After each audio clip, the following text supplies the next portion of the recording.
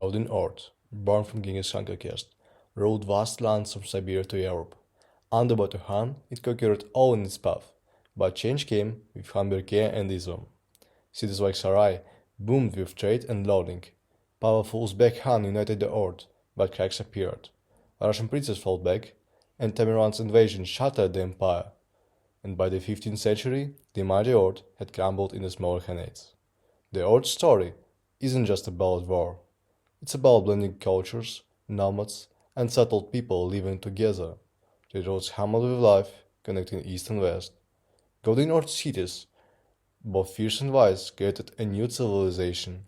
Outgone, the Horde shadow lives on in the rise of Moscow, the blending of cultures, and the lessons of history itself. For amidst all the fighting, the Golden Horde showed us the enduring power of people, forever shaping the world. In 1382, Tokhtamysh Khan successfully restored tribute in a campaign against Moscow. Later, he clashed with former Oleg Tamerlan or Timur, leading to devastating defeats in 1391-1395. Tamerlan captured and destroyed Volga cities, including Sarai Berke, dealt a severe blow to the Golden Horde from which it never recovered. From the 60s of the 13th century, since the Great Troubles, there were important political change in the life of the Golden Horde. The Golden Horde, inheriting practices from the Mongol Empire, established a well-regulated tax system with both monetary and natural components. From the 13th to the 15th century, a bimetallic monetary system operated, minting silver and copper coins. Gold dinars were limited to Khwarezm, and Indian gold coins were not widely adopted, possibly due to state restrictions. The Golden Horde comprised around 150 cities, reaching from the Danube to Irtysh, showcasing an Oriental cultural influence in the 14th century. Despite uniting diverse people, the Golden Horde formed a distinct civilization shaped by Islam, which became its official religion, contributing to the rise of Turkic Islamic high culture. When it comes to the fall, the reason for the collapse of the Golden Horde go back to the 14th century. In these years, the state has gone through a period which in Russian annals has received the name Great Confusion. For 12 years, 25 Khans were replaced on the throne. The Great Confusion began after the Shibanulus attempt to elect its own Khan, which signaled to other losses and potential claimants to the Horde throne. Other claimants appeared, but in time they lost their influence, so that there were two claimants for victory, Mamai and Tokhtamysh. Tokhtamysh enjoyed the support of Tamerlan, a powerful ruler of a huge state in Central Asia. Besides, Mamai's army was defeated by Russian princes. Nevertheless, even before these events on the Great Confusion, Tokhtamysh, with the support of Tamerlan, managed to subdue the rebellious Ulus, thereby restoring a strong central authority in a large part of the Horde territories.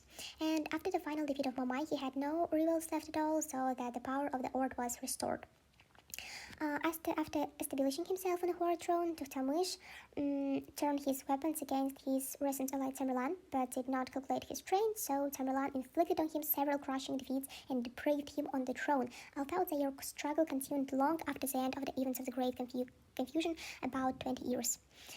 This affected the domination of the Golden Horde position into the international area. In 1318, Khan Tokhtamysh made peace with the Genoese, granting them territorial gains in Krim, including Sudak and software costs from Kaffa to Balaklava. In 1382, Tokhtamysh campaigned in Moscow, restoring tribute payments. Later, he opposed Tamerlan despite previous alliances. The decline of the Golden Horde began in 1361 when Ulus Orda Ichana gained independence. After losing to Tamerlan and facing economic ruin, the state disintegrated rapidly from the 1420s. The Siberian Khanate emerged in the early 1420s, followed by the Uzbek Khanate in 1428, Kazakh Khanate, Crimean Khanate, Nogai Orda, and Kazakh Khanate. With Khan Kichi Muhammad's death in 1459, the Golden Horde ceased to exist as a single state.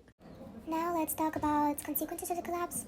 First of all, Siberian, Uzbek, Kazan, Crimean, Kazakh Khanates, Nogai Horde appeared on the world map. Secondly, princes of former Russia have ceased to depend on the Mongol state. Thirdly, princes have ceased to pay tribute and to take part in campaigns of Mongols.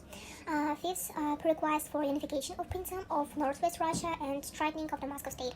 And fifth, Europe was no longer threatened by the Mongol. And last of all, farmsteads and wintering grounds belonging to Cossacks began to appear in the Black Sea steppes.